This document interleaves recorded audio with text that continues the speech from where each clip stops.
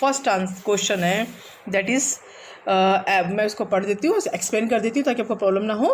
Every village in India is a served once in 10 years during the census, and some of details are presented in the following format. Fill up the following based on information on Palampur.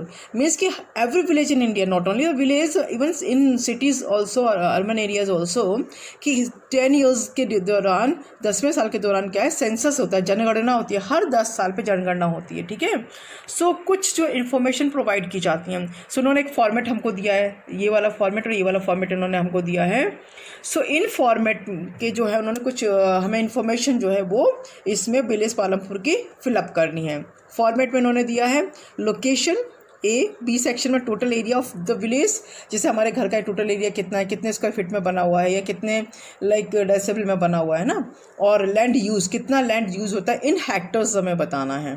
और cultivated land और irrigated, cultivated जो land है उसमें irrigated area कौन सा है, unirrigated माने जिसमें बारिश हम सिंचाई नहीं करते, अनइरीगेटेड या नॉन इरीगेटेड कौन सा एरिया है.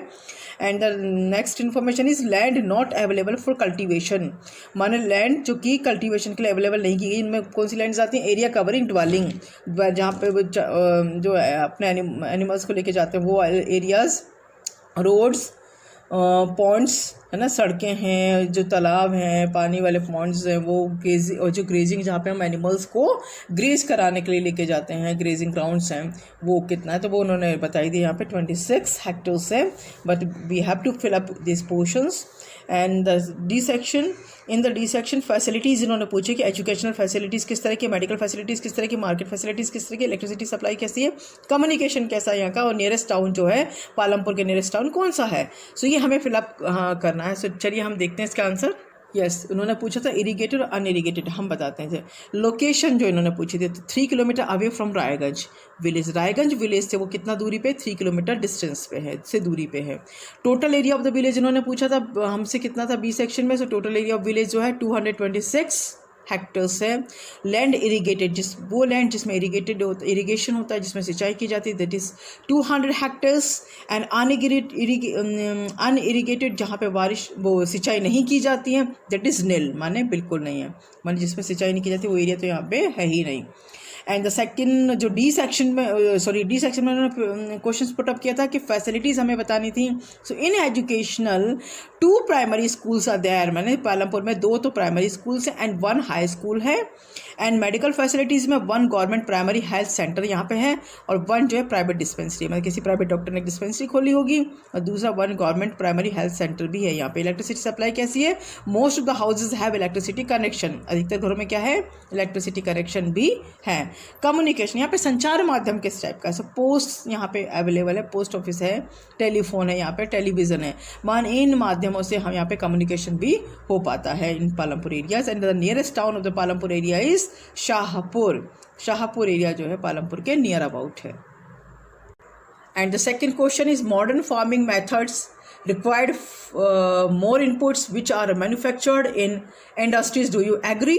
माने क्या आप इस बात से सहमत है कि जो आधुनिक जो फार्मिंग का जो तरीका है, आधुनिक खेती करने का जो तरीका है, उसमें जो इनपुट्स है, उसमें जो कहना चाहिए कि हमें बहुत सारे इनपुट्स देने पड़ते हैं, बहुत कुछ उसमें लागत आती है, काफ़ी ज़्यादा लागत आती है. Which are manufactured in industries, माने इंडस्ट्रीज़ में जो मैन्युफैक्चर्ड होता है उसमें मतलब वो इनपुट्स जो हैं हम ज़्यादा करने होते हैं हमें खेती में. माने मॉडर्न जो खेती है उसमें जो टेक्नोलॉजी हम यूज़ कर रहे हैं, वो इनपुट्स जो यूज़ कर रहे हैं, वो जो कि इंडस्ट्रियल मैन्युफैक्चर्ड जो है इनपुट्स दिए जा रहे हैं. कहने का मतलब कि जो मशीनरीज आइटम जो है ज़्यादा ये लगाए जा रहे हैं आजकल की खेती बाड़ी में. सो क्या आप इससे एग्री हैं? Do you agree? Yes, modern farming requires more inputs. Modern farming में बहुत ज़्यादा इनपुट्स को रिक्वायर किया जाता है, बहुत ज़्यादा जो है इसमें लागत आती है देन ट्रेडिशनल फार्मिंग. जो पहले की जो फार्मिंग होती थी उसमें ज़्यादा कुछ तो किया नहीं जाता था, ज़्यादा कुछ लागत नहीं आती थी. बट इन नाउअडेज हम लोग मॉडर्न टेक्नोलॉजी को यूज़ कर रहे हैं, सो ज़्यादा उसमें इनपुट्स देने पड़ते हैं. इट रिक्वायर्स इनपुट्स लाइक, इसमें कौन कौन से इनपुट्स आते हैं, लाइक केमिकल्स, इसमें रसायन यूज़ करते हैं, इसमें फर्टिलाइजर्स यूज़ करते हैं, खाद करते हैं, पेस्टिसाइड्स कीटनाशक यूज़ करते हैं, पंप सेट्स पहले पानी के लिए कुएं से निकाल के पाइप लाइन से करके किया जाता है, आजकल पंप सेट्स यूज़ करे जाते हैं। फार्म मशीनरीज़ बहुत अच्छी अच्छी आ गई हैं। इलेक्ट्रिसिटीज़ जो है वो प्रॉपर अब खेतों में दी जाने लगी है। डीजल्स का यूज़ होने लगा है बहुत ज़्यादा। HIV सीड्स, पहले तो सीड्स को उतना प्रॉपरली चेक भी नहीं किया जाता, बट आजकल तो सीड्स भी हाई यील्डिंग वाली जो सीड्स हैं उनको यूज़ किया जाता है, और इवन लाइक उनका टेस्ट भी किया जाता है कि वो ये सीड्स हैं वो ठीक हैं भी या नहीं हैं, है ना। वाटर सप्लाई प्रॉपर होती है। Most of these inputs are manufactured in India. मतलब ये जो सब चीज़ें जो दी जाती हैं, ये पहले क्या मतलब इंडस्ट्रियल प्रोडक्ट्स को इतना खेती में यूज़ होता ही नहीं था। ह्यूमन बींग्स एनिमल्स को लेके खेती कर ली जाती थी, बट नाउअडेज जो इंडस्ट्रियल जो प्रोडक्ट्स हैं, इंडस्ट्रियल मैन्युफैक्चर्ड्स हैं, उनके द्वारा जो है मशीनरीज जो है उनके द्वारा खेती की जाती है। हाउएवर, जबकि some inputs necessaries for modern farmings are not manufactured in factories. माने कुछ ऐसे जो इनपुट्स हैं जो कि ज़रूरी हैं मॉडर्न फार्मिंग में, आधुनिक खेती में, पर वो मैन्युफैक्चर्ड फैक्ट्रीज में मैन्युफैक्चर नहीं थे। जैसे कि HIV सीड्स, यस वो खेती वो तो क्या नाम है इंडस्ट्रीज़ में नहीं पैदा होते हैं। HIV seeds are developed at research centre like Pusa institute Delhi में ना, पूसा इंस्टीट्यूट नंबर 1 इंस्टीट्यूट है ये पूसा का। सो वो जो रिसर्च सेंटर जो कि डेवलप्ड किए जाते हैं पूसा, मतलब वो सीड्स जो है पूसा इंडस्ट्रीज़ में लंबे रिसर्च, बहुत अच्छे रिसर्च के द्वारा उसको बनाया जाता है। एग्रीकल्चर यूनिवर्सिटीज़ है ये, और दूसरा है पंतनगर एटसेट्रा। मतलब इस तरह की जो यूनिवर्सिटीज़ हैं, इस तरह के जो सेंटर्स हैं, रिसर्च सेंटर्स हैं, इंस्टीट्यूशंस हैं, इनमें जो है हाई यील्डिंग जो सीड्स है उनका लाइक प्रोडक्शन किया जाता है। Water supply is production in the sense उनको कन्वर्ट किया जाता है। Water supply is provided by canals, tank etcetera. पहले वाटर सप्लाई के लिए कोई ज़्यादा प्रयासरत नहीं किया जाता, बारिश पे लोग ज़्यादातर डिपेंड होते थे, बट नाउअडेज कैनाल्स, टैंक्स बनाए जाते हैं ताकि पानी की पूर्ति भी खेती पे की जा सके। पूरी तरह मानसून पर आधारित खेती नहीं होती है। सो ये क्वेश्चन नंबर 2 का आंसर था। How did spread of electricity help farmers in Palampur? How did the spread of electricity? Electricity का जो स्प्रेड हुआ है, जो फैलना जो हुआ है, मीन्स के चारों तरफ जो इलेक्ट्रिसिटी जो अवेलेबिलिटी हुई है, वो फार्मर्स, पालमपुर के फार्मर्स को किस तरह से मतलब सहायता करती है। यहाँ पे क्या है, फैलने से मतलब कि जो पहुँच हो गई है सबकी तरफ, सब तरफ, उसके लिए spread of electricity has help the farmers of Palampur village in the following veg. मतलब इन तरीके से हेल्प करते हैं। तो most of the houses have electricity connection. माने जिस तरह से विस्तार हुआ है इलेक्ट्रिसिटी का, स्प्रेड हुआ है, विस्तार हुआ है। सो पहले तो मोस्ट ऑफ द हाउसेज, जितने हाउसेज हैं, बहुत इतना हाउसेज में इलेक्ट्रिसिटी कनेक्शन प्राप्त हो गया। दूसरा, electricity is used to run tubewells in the fields, है ना। ट्यूबवेल्स को रन करने के लिए इलेक्ट्रिसिटी चाहिए है।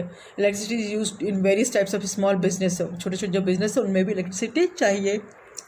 And the next question is it important to increase the area under irrigation and why? माने क्या बहुत महत्वपूर्ण है, ज़रूरी है कि जो है अंडर इरिगेशन जो एरिया है उसे इंक्रीज़ किया जाए। माने कि जो सिंचाई वाला जो एरिया है उन्हें बढ़ाया जाए, अगर है तो क्यों। India is an agriculture country.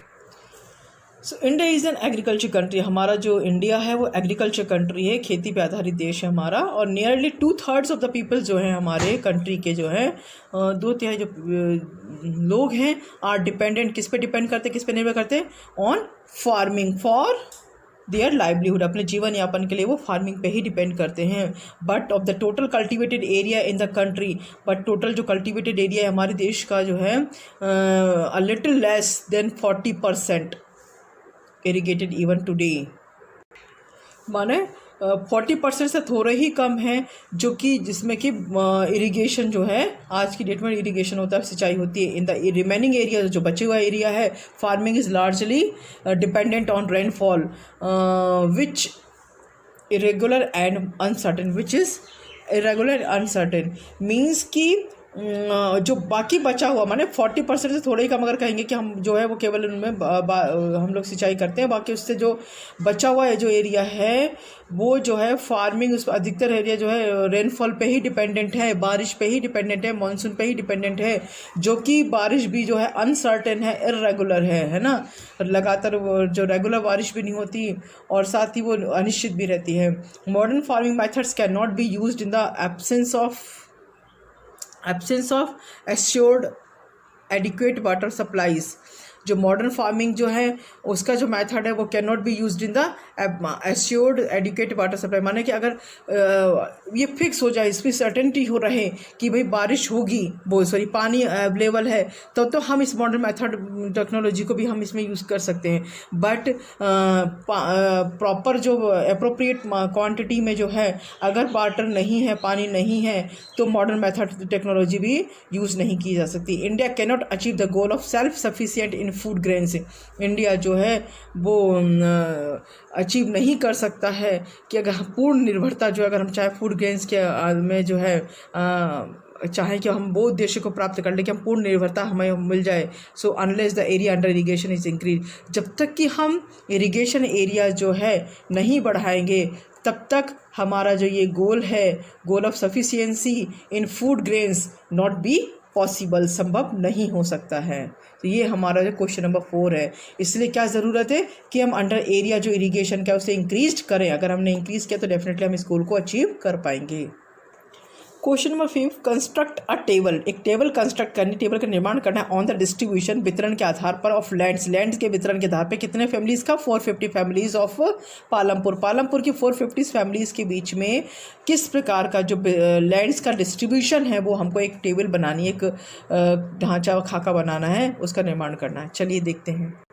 चलिए तो सबसे पहले हम लिखेंगे कि डिस्ट्रीब्यूशन, यहाँ से हम ले लेंगे distribution of lands in 450 families are as given below.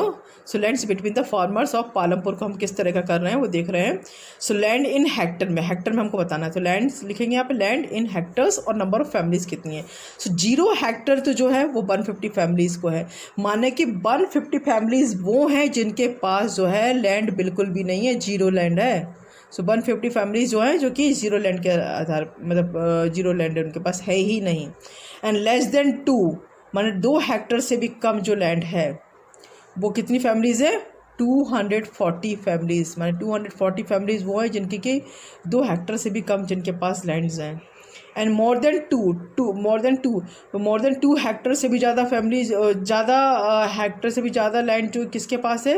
2 Hector से भी ज़्यादा लैंड जो है 60 फैमिलीज ऐसी हैं जिनके पास 2 हेक्टर से भी ज़्यादा का लैंड एरिया है। सो इस हिसाब से 150 के पास कुछ नहीं है, 240 के पास 2 हेक्टर से भी कम है, and the 60 families are there जो कि 2 हेक्टर से जिनके पास ज़्यादा। इस प्रकार से 450 फैमिलीज़ का जो है लैंड डिस्ट्रीब्यूशन इस तरह से है।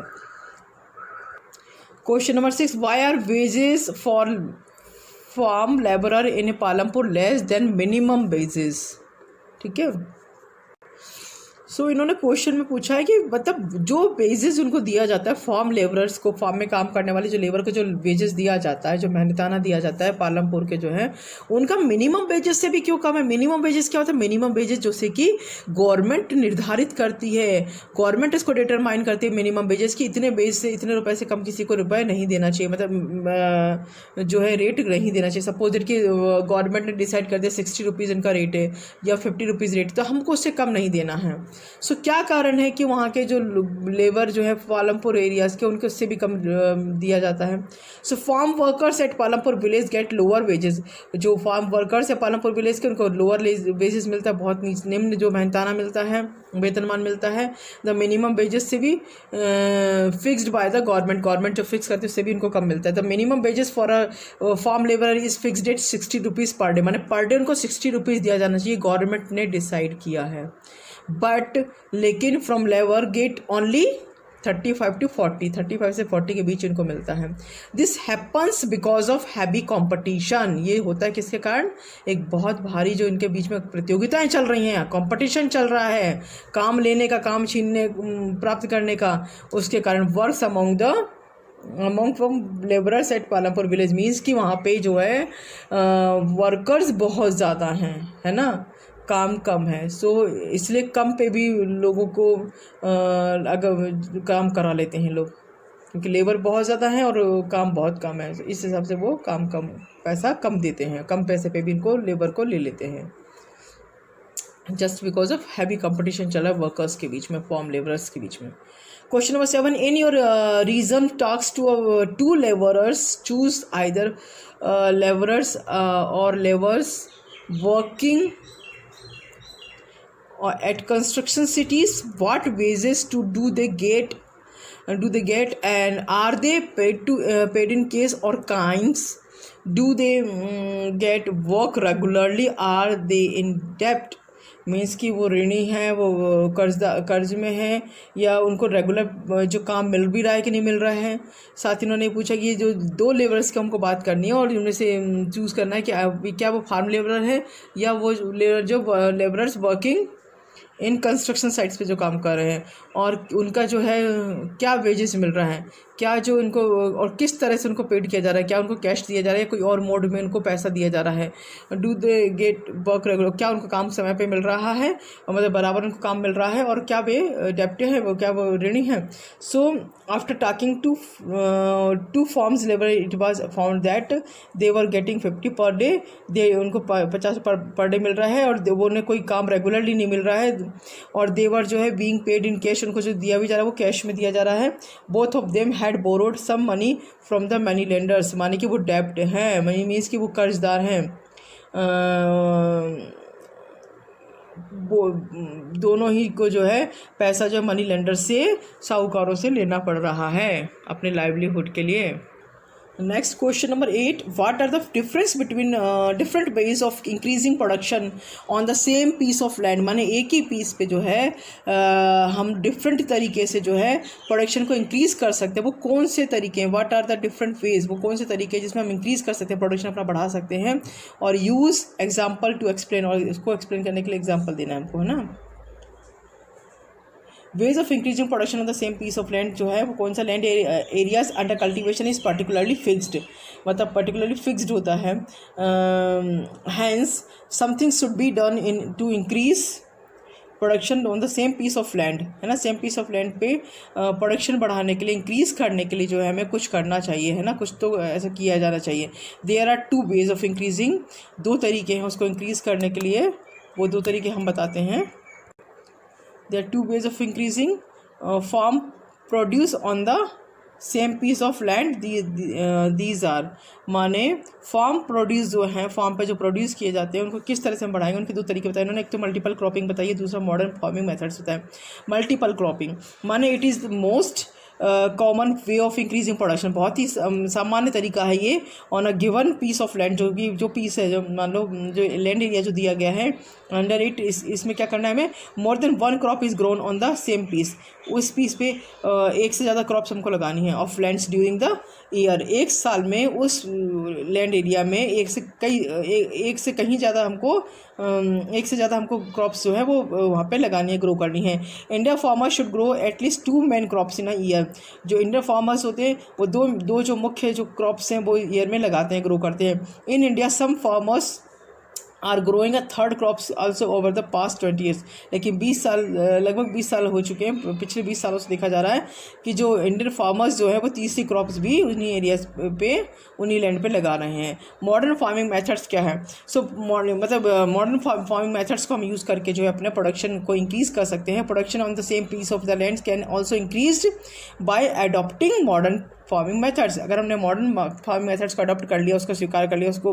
अप्लाई किया, सो डेफिनेटली प्रोडक्शन जो है हमारा बढ़ेगा। The green revolution in India is a remarkable example on it, और जो एक ग्रीन इंडिया रेवोल्यूशन जो निकला था, हरित क्रांति जो हुई थी, उसने भी एक रिमार्केबल जो है एग्जांपल दिया, मतलब एग्जांपल बना इस कॉन्सेप्ट का कि हम उसको इंक्रीज़ कर सकते हैं। अंडर मॉडर्न फार्मिंग, जो आधुनिक खेती जो है उसके तहत मोर कल्टीवेबल जो एरियाज है should be brought under HYV seeds and irrigation. HYV seed जो है, हाई यील्डिंग सीड्स जो अगर हम यूज़ करते हैं, सो द मोर जो कल्टीवेबल जो एरियाज जो है जिसमें जा सकते खेती की जा सकती है, शुड बी ब्रॉट, उसको इसके तहत लाना चाहिए, सीड्स और इरिगेशन के तहत लाना चाहिए। The use of simple wooden plough must be replaced, जो पहले सिंपल जो लकड़ी के जो बनते थे हल, उनको रिप्लेस कर दिया जाए, उनकी जगह पे ट्रैक्टर्स यूज़ किए जाएँ, सिंपल सीड्स की जगह पे HYV सीड्स यूज़ की जाए। The increase use of farm machineries like tractors जो है उन्हें यूज़ किया जाए, थ्रेशर मशीन को यूज़ किया जाए, और हार्वेस्टर जो है उसको यूज़ किया जाए। इस तरह की बहुत सारी चीज़ें हैं जिन्हें हम यूज़ करके अपना मॉडर्न फार्मिंग मेथड्स की टेक्निक्स को अपना के अपना प्रोडक्शन को इंक्रीज़ कर सकते हैं और मेक कल्टीवेशन फास्टर, और इस तरह से अपने कल्टिवेशन को हम फास्टर कर सकते हैं। ये हमारा 8th क्वेश्चन रहा। Describe the work of a farmer with 1 Hector of lands, माने द वर्क ऑफ फार्मर के वर्क को जो है हमें डिस्क्राइब करना है, जो 1 हेक्टर लैंड्स में जो काम करता है के साथ। 1 hectares of lands equal the area of square, माने 1 हेक्टर जो अगर माना जाता है तो वो 1 स्क्वायर के बराबर होता है। विथ 1 साइड्स मेजरिंग 100 मीटर्स, एक साइड से इसको हम अगर करते तो 100 मीटर में आता है। A farmer who work on a piece of 1 hectares of land treated as a small farmer, जो 1 हेक्टर के लैंड पे अगर वो जो फार्मिंग करता है तो उसको क्या कहा जाता है, वर्क करता है उसको कहते हैं, उसको स्मॉल फार्मर कहते हैं। He performs the following types of activities on the field पे वो इस 1 हेक्टर लैंड पे जो है फार्मिंग करता है, उसमें कौन कौन सी एक्टिविटीज़ करता है। First one ploughing by bullocks और ट्रैक्टर्स, माने जो प्लाइंग करता है खेती कर हल चलाता है तो वो किसके द्वारा, बुलक के द्वारा और ट्रैक्टर के द्वारा करता है। नंबर 2 सोइंग ऑफ सीड्स को सो करता है, सीड को बोता है। वाटरिंग ऑफ द फील्ड को पानी देता है। स्प्रेइंग ऑफ इंसेक्टिसाइड्स का छिड़काव करता है। कटिंग ऑफ क्रॉप्स को कट करता है। सो ये हमारा क्वेश्चन नंबर 9 कंप्लीट हो। Question number 10, how do the medium and large farmers obtain capital for farmings or how is it different from the small farmers, माने जो मीडियम और जो लार्ज फार्मर्स है ना, जो मझोले और जो बड़े जो किसान हैं वो कैपिटल्स को कैसे फार्मिंग के लिए कैसे कैपिटल को ऑब्टेन करते प्राप्त करते हैं, और हाउ ये जो है वो डिफरेंट कैसे हो सकते हैं स्मॉल फार्मर्स से। So capital requirements of farmers की जो कैपिटल रिक्वायरमेंट्स जो हैं, फार्मर्स स्मॉल और large requires capital during production के दौरान जो है ना, वो उनको कैपिटल्स की ज़रूरत पड़ती है। दे रिक्वायर्स बोथ फिक्स्ड कैपिटल और वर्किंग कैपिटल, दोनों ही प्रकार की कैपिटल्स की ज़रूरत पड़ती है, फिक्स्ड हो चाहे वर्किंग कैपिटल हो। सो फिक्स्ड कैपिटल क्या, वो तो आपको पता है, मैंने मेरे वीडियो को मैं लिंक डाल रही हूँ उसके और आप देख लेना, उस अगर आपने नहीं देखा तो उसको देख लीजिएगा। फिक्स्ड कैपिटल में मशीनरीज हैं, टूल्स हैं, ये इस तरीके से फिक्स्ड में आती हैं। और वर्किंग में जो हमारा रॉ मटेरियल है या मनी इन हैंड हमारे पास है, अगर पैसा है हमारे पास, रॉ मटेरियल वो वर्किंग कैपिटल में आता है। सो स्मॉल और लार्ज जो स्मॉल हो चाहे लार्ज हो, capitals during production are large requires capital, मतलब फार्मर चाहे वो स्मॉल हो चाहे लार्ज हो, बड़े किसान हो चाहे मजदूर हो, उनको प्रोडक्शन के दौरान जो है ज़रूरत पड़ती है। दे रिक्वायर्स, दोनों ही तरह के कैपिटल्स इनको चाहिए, चाहे वो फिक्स्ड हो, मशीनरीज हो, टूल्स हो, जो भी हो, या फिर वर्किंग कैपिटल्स मतलब कि रॉ मटेरियल हो या पैसा उनके हाथ में हो। The medium and the large farmers have their on savings from farming, जो मीडियम है और जो लार्ज फार्मर्स हैं उनके पास खुद की सेविंग्स होती हैं, है ना, फार्मिंग के लिए। So they thus are able to arrange for the capitals needed, मतलब जो कैपिटल की ज़रूरत पड़ती है उसके लिए वो खुद ही कैपेबल हैं, खुद ही वो सक्षम है कि वो उसका अरेंजमेंट कर पाएँ।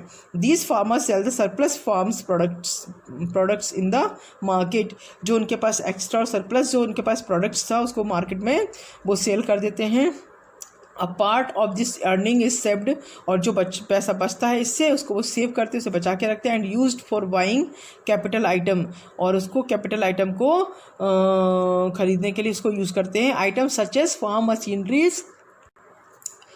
मशीनरीज रॉ मटेरियल्स एट्सेट्रा, मतलब इस तरह की चीज़ों को वो खुद परचेज करते, खुद जो है बाइंग करते हैं।